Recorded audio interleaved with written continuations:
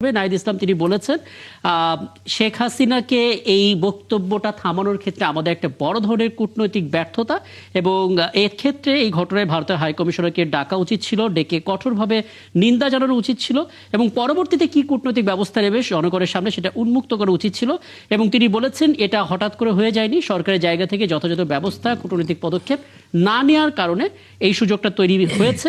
এবং তিনি বাংলা ভাষায় একটা কথা আছে বাগাড়ম্বর, অর্থাৎ চলতি ভাষায় যেটাকে বলা হয় গলাবাজি, তিনি বলেছেন পররাষ্ট্র মন্ত্রণালয় একটা সংবাদ বিজ্ঞপ্তি দিয়ে কেবল বাহবা পাওয়ার চেষ্টা করেছে। কূটনৈতিক ব্যর্থতা আপনি দেখেন কিনা সরকারের? জি, আচ্ছা, আপনি কি মনে করেন শেখ হাসিনা বক্তব্যটা দিয়েছে? আমি বলি না, দেয়নি। কে দিয়েছে? শেখ হাসিনা যদি বক্তব্য দিত তাহলে তাকে ভিডিওতে আপনি দেখতে পেয়েছেন? নিষেধাজ্ঞা থাকতে পারে, সেই দেশে নিষেধাজ্ঞা থাকতে পারে না। এটা তো এখন এআই এর যুগ। আপনার কণ্ঠ নকল করে বক্তব্য সাজিয়ে দেওয়া যায়, যার কারণে ভারতের পররাষ্ট্র মন্ত্রণালয়ের মুখপাত্র রণধীর জয় সাওয়াল কিন্তু বলেছে, তারা অস্বীকার করেছে যে আমরা এই ব্যাপারে কিছু জানি না। হ্যাঁ, এটা শেখ হাসিনা বা আওয়ামী লীগের একটা স্ট্যান্ডবাজি। হ্যাঁ, তারা এই ধরনের একটা স্ট্যান্ডবাজি করে খেলে দেখতেছে যে আমরা কতটুকু করতে পারি। বা শেখ হাসিনা বক্তব্য দিচ্ছে, এটা আমি বিশ্বাস করি না। আমি মনে করি এটা এআই এরই একটা পার্ট। হ্যাঁ, তার কণ্ঠকে নকল করে করছে, কারণ তাদের তো পররাষ্ট্র মন্ত্রণালয়ের মুখপাত্র বলেছে, ঠিক আছে? তাহলে আপনি কেন বলবেন? আরে তাকে তারপরও যদি ওদের পররাষ্ট্র মন্ত্রণালয়ের মুখপাত্র কি বলেছে এটা এআই দিয়ে বানানো? তারা বলেছে দায়ী ভারত নিবে না, ভারত আমি বলতেছি, কিন্তু তারা এটা অস্বীকার করছে, তারা এটার মধ্যে নাই, তারা জানে না। কেন জানবে না? এটা ঘোষণা দিয়ে তো হয়েছে। তারা কি ঘোষণা দিচ্ছে? সে তো অস্বীকার করেছে।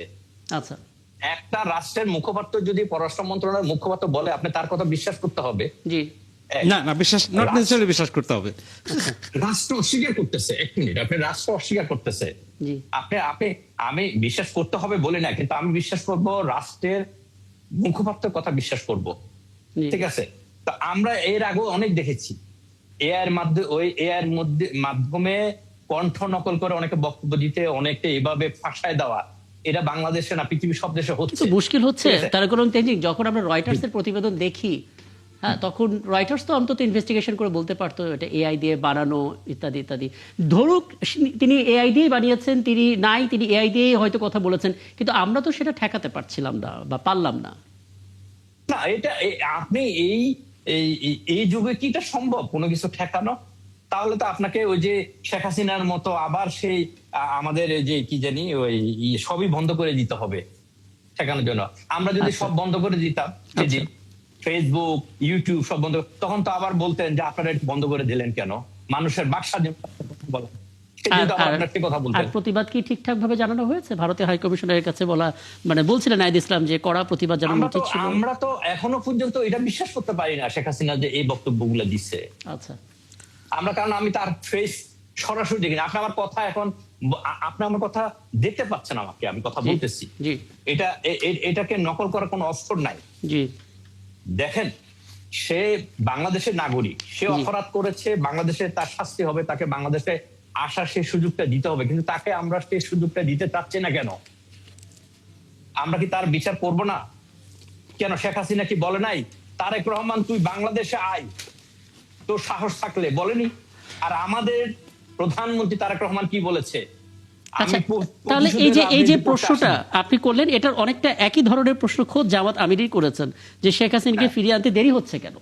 কেন দেরি হচ্ছে? আমরা চাচ্ছি তো, আমরা চাচ্ছি না তো তা না তো। একটা বৃহৎ রাষ্ট্র তাকে যদি তাকে রাখে, হ্যাঁ, এটা তো সময় সাপেক্ষের ব্যাপার। আমরা তো তাদের সাথে যে কূটনৈতিক সম্পর্ক আমাদের সাথে যে খুব ভালো তা তো কিন্তু না। বুঝতে পারছি। আমরা তাকে আনার জন্য আমাদের তো চেষ্টা চলতেছে না তা তো না। হ্যাঁ, বুঝতে পারছি। চেষ্টার আমরা চাই আমরা কোনো প্রতিশোধের রাজনীতি না। আমরা চাই যে উনি আসুক বিচারের আওতায়। আমরা চাই যে উনি আসুক বিচারের আওতায় থাকুক, বিচারের মধ্যে দিয়ে উনি যদি আসতে চায় আসবে, উনি গ্রেপ্তার হবে, তার বিচার হবে। আরে ভাই, সে তো পালাই গেছে, সে তো পলাতক, সে কি আর আসবে? সে দেশ থেকে হাজার হাজার কোটি টাকা লুটপাট করে নিয়ে গেছে, হাজার হাজার আমাদের নেতা কর্মীদের হত্যা গুম খুনের মধ্যে দিয়ে সে চলে গেছে। এখন যেগুলি বলতেছে মিডিয়ার মাধ্যমে, এগুলা ওদের দলের কেউ এর মাধ্যমে স্ট্যান্ডবাজি করতে পারে বা যাই হোক না কেন, এগুলো একটা, তাহলে আমি কি এটা ধরবো যে এটা পুরো বিষয়টা বিএনপি অতটা সিরিয়াসলি নিচ্ছে না? কেন নেবে না? অবশ্যই নিচ্ছি, আমরা নিব না কেন? আচ্ছা, তাহলে সেক্ষেত্রে মানে কি উদ্যোগ আমরা নিচ্ছি এর পরবর্তীতে যেন এই কাজগুলো উনি আর না করতে পারেন, বা ভারত যেন বাধ্য হয় এই জাতীয় বিষয়গুলোকে ট্যাকেল দিতে? এখনো তো সে যে করছে সেটাও কিন্তু আমরা আমরা কিন্তু কি যে বিশ্বাস করতেছি এটা কি যে এআই এর মাধ্যমে করে নাই, কারণ আমরা তো তাদের পররাষ্ট্রমন্ত্রীর মুখপাত্রের কথাকে আমরাকে মূল্য দিতে হবে। কূটনৈতিক ভাবে আমরা যদি কথা বলি সেটাকেও মূল্যায়ন করতে হবে, তাদের কথাতে বিশ্বাস করতে হবে, আমাদের একটু সময়ের জন্য অপেক্ষা করতে হবে। জি, তারেকুল আলম তেনজিং, আপনি খুব চমৎকার করে বিষয়টা আপনার জায়গা থেকে স্পষ্ট করেছেন। মনিয়া শারমিন, এনসিপি বা আপনি নিজে এটা ফিল করেন কিনা যে ওটা এআই ভয়েস ছিল এবং ওখানে আসলে কেউ ছিল না, এবং সেক্ষেত্রে আসলে বাংলাদেশ সরকার তাদের জায়গা থেকে পরবর্তীতে আরো শক্ত পদক্ষেপ নেবে, কিন্তু তার আগে এটা জানতে হবে যে আদৌ সেখানে সে ছিল কিনা? কি বলবেন?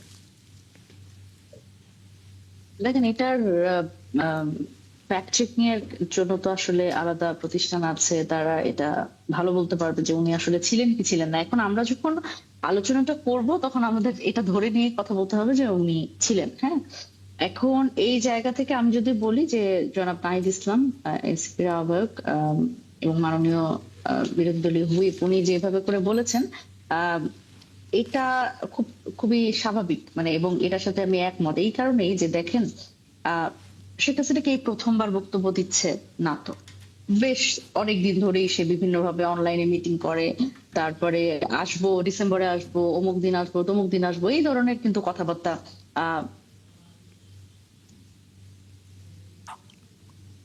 এই ধরনের কথাবার্তা তো আসলে সে বলে। তো এই জায়গা থেকে আমি যদি বলি যে এই বক্তব্যগুলো এর আগেও কতটুকু সিরিয়াসলি নেওয়া হয়েছে, আমরা দেখেছি যে চিঠি চালাচালি হচ্ছে, পররাষ্ট্র মন্ত্রণালয় চিঠি দিচ্ছে, কিন্তু সেটার আসলে কতটুকু সদুত্তর পাচ্ছে না, এবং আমরা খালি প্রেস ব্রিফিং এর মাধ্যমে কিন্তু এই জিনিসটার একটা মানে কবে আসবে একটা এক ধরনের দায় সারা উত্তর আমরা দেখেছি। কিন্তু এই 5 আগস্টে যদি বলি, 5 আগস্টে স্বাভাবিকভাবে যেই স্টেটমেন্টটা দেয়া হয়েছে সেটা একটা বোল্ড স্টেটমেন্ট, এটা তো স্বীকার করতে হবে, কিন্তু স্টেটমেন্টের সাথে আসলে অ্যাকশনের একটু দূরত্ব আছে বলে আমি মনে করি। কারণ কি ধরনের অ্যাকশন আসলে আপনারা প্রত্যাশা করছিলেন? ধরেন এই যে আমাদের ভারতীয় হাই কমিশনার যিনি আছেন তাকে আসলে ডাকা হয়েছে কিনা, বা তাকে আসলে এই ব্যাপারে প্রশ্ন করা হয়েছে কিনা, কারণ এই জায়গাতে তো একটা খুব গুরুত্বপূর্ণ ব্যাপার। এবং এখানে স্টেটমেন্ট ওয়াইজ যদি বলি, স্টেটমেন্টে মানে বাগাড়ম্বর বলেছে, এখানে আসলে ভুল খুব মানে ভুলের কথা বলা হয় নাই, স্টেটমেন্টটা বোল্ড আছে, কিন্তু এখানে আরো তো কিছু অ্যাকশন করা উচিত ছিল, যেমন হাই কমিশনারকে ডাকতে পারতো। এবং দেখেন বেশ অনেকদিন ধরেই তো এই ঘটনাগুলো ঘটছে, সেক্ষেত্রে আসলে আন্তর্জাতিক ভাবে আমাদের তো আসলে ভারতের সাথে, সে আমার প্রতিবেশী দেশ, পাশের দেশ, তার সাথে আমার এক ধরনের দেখেন মনিয়া শারমিন, 2 দিন আগে মানে এই ঘটনার 2 দিন আগে ভারতের হাই কমিশনের সঙ্গে যখন আমাদের পররাষ্ট্র উপদেষ্টার একটা কথা হলো, এবং তিনি স্পষ্ট করে সেই সময় বলেছিলেন যে শেখ হাসিনা ভারতের মাটিতে বসে রাজনৈতিক কর্মকাণ্ড পরিচালনা করতে পারবে কিনা এটা ভারত সরকারকে স্পষ্ট করতে হবে তাদের অবস্থান। তখনই তো একটা বোল্ড স্টেটমেন্ট সে ডেকেই হাই কমিশনারকে জানিয়ে দিয়েছে, পরবর্তীতে আর কি করতে পারতো? আচ্ছা, আপনি বলেন যে কিন্তু আলটিমেটলি তো আমার এটার কোনো রেসপন্স আপনি পেয়েছেন কিনা? রেসপন্স আমরা পাই। এখন একটু আগে এটা জনাব তেনজিং বললেন যে আমরা আসলে সম্পর্কটা তো নষ্টই করে ফেলেছিলাম, সেই জায়গা থেকে কিছুটা ভালোর দিকে আসছে যে কারণে আলোচনার সুযোগটা হচ্ছে। না না না, দেখেন এখানে তো দুই রকম বিষয়। শেখ হাসিনাকে ভারত আশ্রয় দিয়ে এটা তো বাংলাদেশের সার্বভৌমত্ব এবং নিরাপত্তার জন্য একটা হুমকি তৈরি করেছে, এবং খুবই স্পষ্টত ভারত এখানে এটাকে, শেখ হাসিনাকে একটা স্ট্র্যাটেজিক টুল হিসেবে ইউজ করছে, এটা একটা ব্যাপার। এবং প্রতিবেশী দেশ হিসেবে ভারতের সাথে আমাদের সম্পর্ক দুটা কিন্তু দুই রকম ব্যাপার। এখন আমাদের যেটা চিন্তা করতে হবে, স্ট্র্যাটেজিক জায়গাটা কোথায়, আমরা কি আসলে আন্তর্জাতিক ভাবে সেই চাপটা আসলে দিতে পেরেছি কিনা। জাতিসংঘের একটা রিপোর্ট আছে, মানবাধিকার সংস্থা আছে, ইন্টারন্যাশনাল মানবাধিকার যে সংস্থাগুলো আছে তাদের আমরা এখানে যুক্ত করতে পেরেছি কিনা এই প্রসেসে, যে আসলে শেখ হাসিনা এরকম করছে। এবং ভারত তো একটা বড় দেশ, স্বাভাবিকভাবেই সুপার পাওয়ারের একটা, সুতরাং সেইখানে আমরা তাদের তো আমাদের চাপ প্রয়োগ করতে হবে। এখন আমাদের তো দ্বিপাক্ষিক কিছু চুক্তি আছে, সেই জায়গা থেকে আমরা কতটুকু নেগোসিয়েশন করতে পেরেছি এবং কতখানি চাপ প্রয়োগ করতে পেরেছি। সুতরাং শুধুমাত্র স্টেটমেন্টের মধ্যে দিয়েই কিন্তু এই সমাধানটা হবে না, এটা কূটনৈতিক তৎপরতার প্রয়োজন। আমি আলাপটা শেষ করবো মনিয়া শারমিন, আপনার বক্তব্য স্পষ্ট, আমি এখানে আপনি শেষ করবো। খাজা মঈনুদ্দিন, আপনার একটা শেষ মন্তব্য নিয়ে। আমি নিশ্চিত যে আপনি আমাদের পররাষ্ট্র মন্ত্রণালয় থেকে সেই সংবাদ বিজ্ঞপ্তিটা পড়েছেন এবং সেখানে যথেষ্ট রকমের বোল্ড স্টেটমেন্ট, যেটা মনিয়া শারমিন বললো সেটা রয়েছে, কিন্তু অ্যাকশন থেকে সেটা অনেকটা দূরে। আমরা কি অ্যাকশন নিতে পারতাম যেটা আমরা নেইনি, যেটা দুর্বলতা হিসেবে না, আপনার? প্রথমত যে স্টেটমেন্ট, এটা একটা অ্যাকশন। বিকজ স্টেটমেন্টে একটা পার্ট আমি খেয়াল করি যে জি। Bangladesh will never be a client state. এটা কোনো বাগাড়ম্বর না, এটা কিন্তু বাংলাদেশের স্টেটমেন্ট, এটা রেকর্ড হিসেবে থেকে যাবে যে এই বাংলাদেশ কখনো ক্লায়েন্ট স্টেট হবে না। এর অর্থ হচ্ছে শেখ হাসিনার আমলে ক্লায়েন্ট স্টেট ছিল, সেটা সেই জায়গায় আর বাংলাদেশ ফিরে যাবে না, সেই জিনিসটা আছে। আর আমি একটু যদি আমাকে সময় দেন, আমি একটা ব্যাখ্যা করতে চাই। সেটা হচ্ছে যে নীল আর্মস্ট্রং যখন চাঁদে গেলেন, তখন আমেরিকার ভিতরে বা অন্যান্য দু এক দেশে বলছে যে ওইটা একটা হোক্স, ওটা ঘটে নাই। তো তারপরে তাকে জিজ্ঞেস করলো প্রেস কনফারেন্সে যে আপনি আকাশের রং কেমন দেখলেন? উনি বলছে কালো দেখেছি। বলে যে বেটা মিথ্যা কথা বলছে, এই যে আকাশের রং তো নীল থাকার কথা। আসলে আকাশের রং ওখানে কালোই থাকার কথা, কারণ পৃথিবীর এখানে ওজোন লেয়ার আছে, এই কারণে আকাশ নীল দেখায়। চাঁদের ওখানে ওজোন লেয়ার কাজ করে না, সুতরাং আকাশ কালোই দেখাবে। একজন আমেরিকান এক্সপার্ট বলল যে এই যে হোক্স করতে যে কষ্টটা হবে, যেটা ড্রামা যদি হয় চাঁদে, তার চেয়ে সহজ হবে হচ্ছে চাঁদে চলে যাওয়া, এবং সেটাই ঘটেছে। এখন ভাই কিছু মনে করবেন না, এইটা হোক্স না। দিল্লিতে যেটা করেছে এটা হোক্স না, একটা রিয়াল টাইম জিনিস। আমি থরলি অবজার্ভ করেছি। ওখানে শেখ জয়ের মানে ছবি দেখা গেছে, স্টেটমেন্ট দেখা গেছে, অন্যরা প্রেজেন্ট ছিল দেখা গেছে, আগে থেকে ঠিক করা আছে, এবং ক্রেডিবল মিডিয়া অর্গানাইজেশনস, মানে ধরেন ওয়াল স্ট্রিট জার্নাল ওয়াজ দেয়ার, রয়টার্স ওয়াজ দেয়ার, নাম করা প্রতিষ্ঠানগুলো ছিল। সুতরাং প্রত্যেকে প্রশ্ন তুলতো। তারা কি প্রশ্ন ইতোমধ্যে একবারও তুলেছে যে ওই ভয়েসটা শোনা যাচ্ছে সেটা এআই ভয়েস কিনা, ভয়েসের ওই পারে আদৌ মানুষটা আছে না? কিনা? লাইভ যেটা আমরা দেখেছি, আমি লাইভ দেখেছি, লাইভে অন্তত 3টা প্রশ্ন শেখ হাসিনা নিয়েছেন। প্রশ্ন নেওয়ার কথা ছিল না, প্রশ্ন একেবারেই না নিলে আমি বুঝতাম যে রেকর্ডেড, কিন্তু শেখ হাসিনা প্রশ্ন নিয়ে ফেলেছেন। মেশিন লার্নিং প্রসেসে তো আমি প্রশ্ন করলে উত্তর পাবোই, পাবেন, কিন্তু অন্যরাও তো প্রেজেন্ট ছিল। মানে আমি ফেস ভ্যালু হিসেবে অন্য এজেন্সিকে আমি ট্রুথফুল ধরে নিচ্ছি, মানে যে মিডিয়াগুলো ছিল তাদেরকে আমি ক্রেডিবল ধরে নিচ্ছি। এখানে ফেলিয়ারটা বাংলাদেশ গভর্নমেন্টের চেয়ে বড় কথা মিডিয়া ফেলিয়ার। মিডিয়া ফেলিয়ার বলতে বাংলাদেশ মিডিয়ার কথা বলছি না শুধু, গদি মিডিয়া অলসো ইজ দেয়ার। তা আমি ওখানে থাকলে শেখ হাসিনাকে প্রশ্ন করতাম, আপনি কোন স্ট্যাটাসে ভারতে আছেন? আপনি কি পলিটিক্যাল অ্যাসাইলাম নাকি আপনি আসামি? এখন জিনিসটা হচ্ছে বুঝতে হবে, ভারত সরকার যেটা অ্যালাউ করেছে এই যে প্রেস কনফারেন্স হওয়া, এটা অবৈধ। অবৈধ কিভাবে? বাংলাদেশ এবং ভারতের মধ্যে এক্সট্রাডিশন ট্রিটি আছে, এই যে অপরাধের বহিঃসমর্পণ। এক্সট্রাডিশন ট্রিটি থাকলে আপনার অপরাধী যদি আমার দেশে থাকে আর আমার অপরাধী আপনার দেশে থাকে, হয় আপনি অটোমেটিক্যালি ফেরত পাঠাবেন, অথবা আমি চাইলে আপনি ফেরত পাঠাবেন। অনুপ চেটিয়া, হ্যাঁ, এটা সব দেশের জন্য।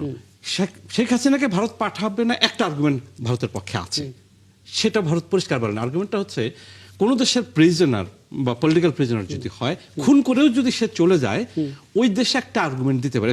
কিন্তু ওই দেশ যদি ফিল করে যে শেখ হাসিনা তাদের একটা টুলস, শেখ হাসিনাকে দিয়ে তারা একটা বাজি ধরবে, তাদের একটা ট্রাম্প কার্ড হিসেবে ব্যবহার করবে, তাহলে এখানে চুপ মাথা ব্যথা করবে কিনা তাদের? তার চুক্তি বাতিল করে দেওয়া উচিত। তাহলে আপনি চুক্তি তো বৈধ একটা ব্যাপার, চুক্তি শুধু ডিপ্লোম্যাটিক ব্যাপার না, চুক্তি একটা পলিটিক্যাল লিগ্যাল ইনস্ট্রুমেন্ট।